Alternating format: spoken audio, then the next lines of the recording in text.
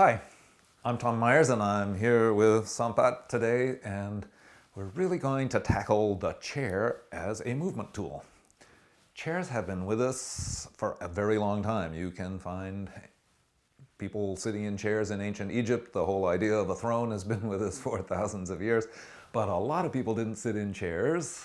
You had to be a noble person to sit in a chair. But nowadays, everybody sits in chairs, and everybody sits in chairs too much. There's a whole inactivity crisis, as Craig Levinson calls it. And sitting is the new smoking. That's another way of thinking of this, because we're all sitting so much that it is not helping us. Now, people have been doing things like stand-up desks, and for some people stand-up desks are a great option, or you can work in some other position. But for most of us, a chair is something that we're stuck in a lot of the day. And so how can you use the chair as a movement tool so that you're not stuck in sitting for all of the day? Now, there are a few things about this. One is get up and move around. The second, of course, is these stand-up desks. But for some people, the stand-up desks really don't work out too well. They can't stand for very long.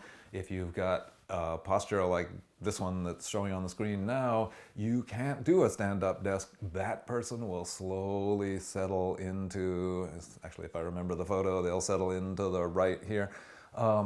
So they won't find a stand-up position all the day. Standing is almost as hard as sitting. Actually, sitting is worse in terms of the amount of pressure on your L5, S1 disc.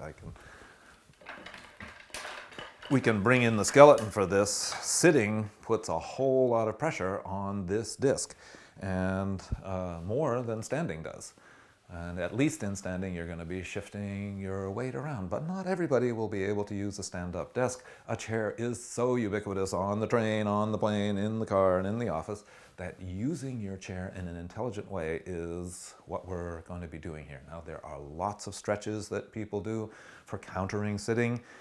Doing yoga stretches or Pilates work or any of that, that's great. And what I'm going to do is just, how could you use the chair 5 minutes out of an hour, actually even 1 minute out of an hour. If you get up and do something, you really obviate a lot of the negative effects of sitting. But there are things you can do in the chair to relieve your body of the effects, the kind of pooling effects and strain on your heart effects from being in a chair for so much.